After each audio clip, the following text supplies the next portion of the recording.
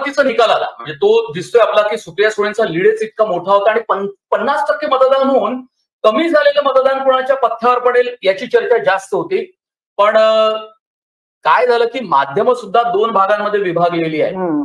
सगळं असं जे काही विभाजन झालेलं आहे समाज व्यवस्थेचं, राजकारणाचं, त्याशिवाय सामान्य त्यांनाही प्रचंड मोठ्या प्रमाणात इंटरेस्ट निर्माण झालेला आहे. बेरोजगारी, महागाई हे जे काही जनतेचे आम मुद्दे होते हे खरंच होते आणि त्याचा फटका भाजपला महाराष्ट्रात बसला हे आपल्याला सातत्यानं दिसतंय. एक गोष्ट भाजपसाठी खूप चांगली आहे की त्यांना काही ठिकाणी अपेक्षा, म्हणजे कर्नाटकमध्ये त्यांचं सरकार नाहीये, काँग्रेसचं सरकार, पण तिथे 18चा आकडा मगाशी होता, परत एकदा तपासून पाहायला लागेल. म्हणजे कर्नाटकमध्ये त्यांना इतक्या जागा नव्हत्या लोकसभेमध्ये 2019 मध्ये, आणि बिहार या दोन राज्यांनी त्यांना तारलंय. दिल्लीचे निकाल सुद्धा एक साधारणतः आपल्याला लक्षात घ्यावे लागेल. अजित पवारांना खूप मोठा धक्का आहे.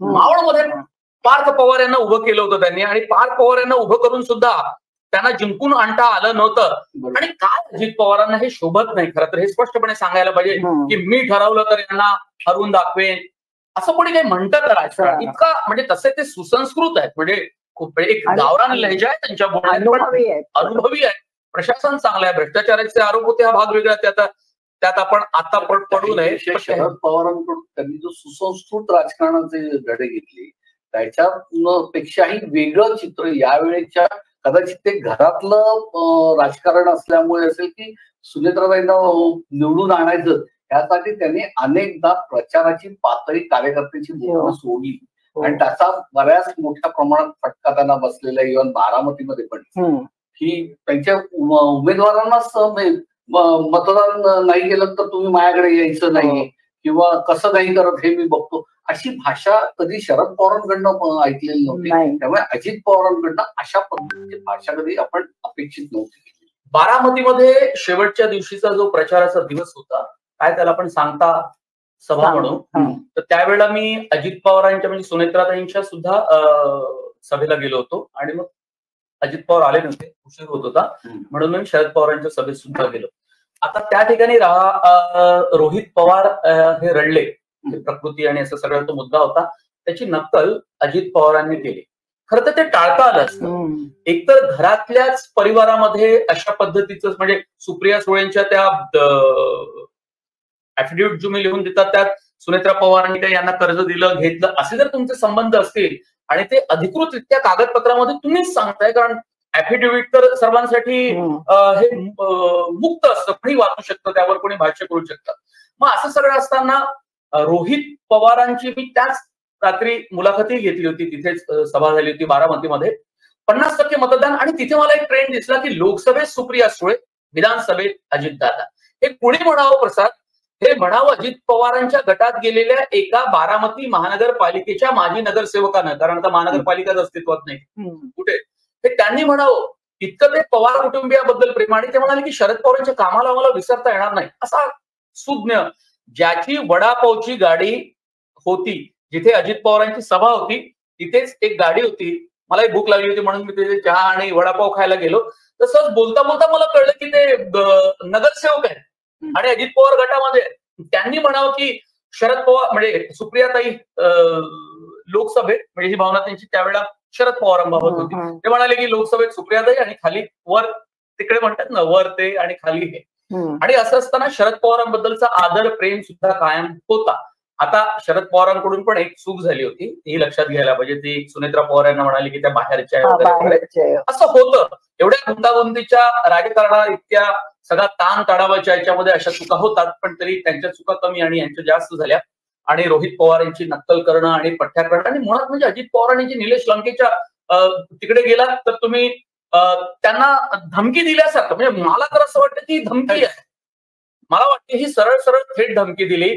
जर तुम्ही इतक्या महाराष्ट्रासारख्या सुसंस्कृत राज्यामध्ये, पुरोगामी राज्यामध्ये आता हसत खेळत तुम्ही निवडणुका लढता, अनेक स्थानिक पासून वरपर्यंत, मग अशा वेळेस भाषा एखाद्या प्रॉमिनंट नेत्यांच्या तोंडी ही शोभत नाही, आणि ती त्याला जनतेने समर्थन दिलं नाही, त्यांनी समजून घ्यावं. जनतेने समर्थन दिलं नाही म्हणून, पण तिथे जेव्हा हे सगळं प्रचाराचं सुरू होतं तेव्हा लोक स्वतः उत्स्फूर्तपणे येऊन शरद पवारांच्या अक्षरशः पाया पडायचे आणि सांगायचे की साहेब आपण याची काही गरज नव्हती. असं सांगून म्हणजे अगदी इमोशनल अपील एक प्रकारे बारामतीतल्या लोकांनी त्यांना केलं. मनोज, माढा आणि शिर्डी मतदारसंघामध्ये यश पवारांचं हे झालं प्रचाराच्या दरम्यान, त्यावेळेस लोकांनी सांगितलं, साहेब तुम्ही माढाचं एकदा प्रतिनिधित्व करण्याचा हे केलेलं आहे आणि त्याच्यानंतर राज्यसभेवर गेला, पण शिर्डी आणि माढा तुम्ही सांगाल तिथे आम्ही मतदान करणार, तुम्ही सांगण्याची फक्त निरोप पाठवा. सर्वसामान्य कार्यकर्त्यांना नावाने ओळखणारं असं हे व्यक्तिमत्व असतं आणि त्या व्यक्तिमत्वाला इतक्या उशिरा आपल्या सगळ्या उमेदवारांसाठी प्रचार करावा लागतोय. फक्त तरी 10 त्यांच्या उमेदवारांसाठी त्यांनी सगळ्या 48 लोकांसाठी प्रचार केला, प्रत्येकाला हे केले. त्यामुळे त्याच्यातनं एक लोकांमध्ये मेसेज गेला की नेमकं काय करायला. म्हणजे अगदी आता मगाशी सांगितलं, मुंबईतले पण निकालांमध्ये एक पियुष गोयलची जागा म्हणजे ती पूर्वापार जी चालत आलेली आहे, त्यामुळे कदाचित तिकडे त्या बाजूचं समर्थन झालं असण्याची शक्यता. बरं, मुंबईच्या जागेवरती आपण प्रसाद देऊ. फक्त आता अजित पवार फॅक्टर नेमका काय त्याची एकदा चर्चा करू. म्हणजे एक तो वेगळा फॅक्टर प्रेक्षकांना लक्षात येईल, कारण आता काही बऱ्यापैकी कल आपल्याला दिसतंय. अजित पवारांनी ते धरणात तो एक कार्यक्रम झाला, पण नंतर मात्र त्यांनी हे स्वतःच सांगितलं की काय बोलावं काय नाही बोलावं, जरा काळजी घ्यावी, समजून उमजून बोलावं, लोकांवर त्याचा काय परिणाम होईल, माध्यमात ते काय दाखवलं जाईल, हे असं वारंवार त्याचा उल्लेख करत होते. पण तरी सुद्धा बजरंग सोनवणे हे राष्ट्रवादीतच होते, म्हणजे त्यांच्याशी संबंधित होते. मग ते म्हणाले धनंजय मुंडेंना की या बजरंग सोनवणेंसाठी ही मदत करायला सांगितली धनंजय मुंडे यांनी, जेव्हा ते पंकजा मुंडेंचा प्रचार करायला गेले. आणि बीड तसा राष्ट्रवादीसाठी अनुकूल असलेला मतदारसंघ. अगदी बरोबर. मग अशा ठिकाणी बजरंग सोनवणेलाही सुद्धा त्यांनी इशारा वजा धमकी दिली. तिथे तुम्ही जिथे जिथे जाल अमोल कोल्हेंना सुद्धा तुम्ही अंगावर घेतलं. निवडणुकीच्या जे मुद्दे आहेत महत्वाचे, जनशक्तीशी निगडीत असले त्यावर भाष्य करायला पाहिजे. निलेश लंकेला सुद्धा तुम्ही इशारा वजा धमकी दिली. म्हणजे अजित पवार असं नेमकं का करतात? अजित पवारांचं राजकारण तुम्ही अत्यंत जवळून पाहिलं. इतका असा सगळा प्रवास आणि भ्रष्टाचाराचे आरोप झाल्यानंतर सुद्धा त्याला सामोरं जाताना मात्र जरंडेश्वर कारखान्याच्या मुद्द्यावर अजित पवारांना त्रास झाला. म्हणजे त्यांना लक्षात आलं की ही खूप जास्त अडचण आपल्यासाठी निर्माण झालेली आहे. नाही, एकतर कसं आहे माहितीये का, ह्या अजित पवार ह्या परिस्थितीमध्ये कसे आले, खरं म्हणजे त्यांची एकतर महत्वाकांक्षा, अतिमहत्वाकांक्षा ही आहे. आणि दुसरं म्हणजे सुप्रिया राजकारणामध्ये एकदम सक्रिय आहे. उद्या जर मुख्यमंत्री पदाचा विषय आला जवळ, तर आपल्याला संधी मिळणार नाही. आपल्या म्हणजे साहेब सुप्रियालाच करतील असं एक त्यांच्या मनात आतली भीती एक आहे.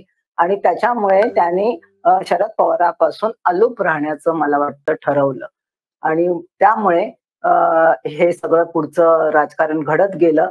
आणि मग जास्तीत जास्त डिस्टन्स कसं होईल हे पाहत गेले असं मला वाटतं. दुसरं एक त्याच्यातलं हे जाणवतं की 2019 जे त्यावेळेच विधानसभा निवडणुकीनंतरची झालेली नाट्य होती, पहाटेचा शपथविधी वगैरे, त्याच्यात असं लक्षात येतं की अजितदादांना त्यांची प्रतिमा स्मारक देणारी, की त्यांचं प्रशासनावर चांगलं पकड आहे, त्यांचं सगळ्या कार्यकर्त्यांशी एक चित्र असं निर्माण झालं होतं की शरद पवारांनंतर राज्यामध्ये राष्ट्रवादी पक्ष हा फक्त आणि फक्त अजित पवारच चालवू शकतील, बाकी कोणी चालू शकणार नाही. त्याच्यामुळे ज्या वेळेला पक्षांतर्गत ज्यावेळेस चर्चा व्हायची त्यावेळेस त्यांच्याकडे त्यांच्या समोर प्रफुल्ल पटेल होते, त्यांच्यासमोर छगन भुजबळ होते, ज्यांचा कुठेतरी राष्ट्रवादीमध्ये कुठेतरी पगडा होता, त्यांचे समर्थक जास्त होते. आणि ह्यांना जर आपल्याला आपल्या बरोबर घ्यायचं असेल तर आपल्याला आता शरद पवारांच्या छायेतनं बाहेर पडलं पाहिजे आणि आपली जी प्रतिमा आहे तीच लोकांसमोर चांगल्या प्रकारे दिली पाहिजे. म्हणून शिंदेंनी ज्यावेळेस शिवसेना फोडली त्याच्यानंतर राष्ट्रवादी फोडण्यामागचं कारण फक्त तेच असावं की जेणेकरून आपण सत्तेमध्ये राहिलो तर ही लोक आपल्या बरोबर राहतील, नाहीतर हे कधीही शरद पवारांनंतर बंडखोरी करू शकतात आणि मग त्याचा परिणाम राष्ट्रवादीवरती किंवा आपल्या कार्यकर्त्यांवर होईल. हा त्यांना कुठेतरी भीतीसारखं हे वाटत होतं आणि म्हणून त्यांनी बाहेर पडण्याचा निर्णय घेतला. त्यांनी पहाटेचा शपथविधी सुद्धा अगदी अगदी अगदी